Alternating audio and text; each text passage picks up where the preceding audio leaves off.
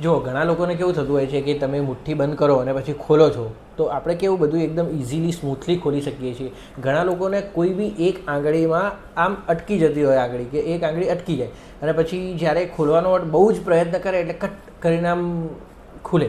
આવો ઝટકા સાથે જ્યારે ખુલે તો આ જે તકલીફ છે એને ટ્રિગર ફિંગર કહેવાય છે, બરાબર. એમાં શું હોય કે આ જગ્યાએ એક નસ, જે તમારી બધી આની બંધ ખોલ કરવાની નસ ચાલતી હોય એના પર બેન્ડ આવેલા હોય, પુલીને આવેલું હોય, એ બેન્ડ ઉપર સોજો આવી જતો હોય અને ત્યાં આગળ લોક થતું હોય એટલે તમારું ટેન્ડન એમાંથી આર પાર જઈ શકતું નથી. તો અમે એમાં શું કરતા હોઈએ છીએ, ત્યાં આગળ નાનો ચીરો મૂકી અને એ જે વચ્ચે નડે છે એને કટ કરીને તમારો એનો રસ્તો ખોલી દેતા હોઈએ છીએ. એટલે ઇમિડિયેટલી સર્જરી કરતાં જ પછી તમને કહીએ કે તમે હવે મુઠ્ઠી ખોલ બંધ કરો તો એટલે તરત ખુલી જતું હોય છે.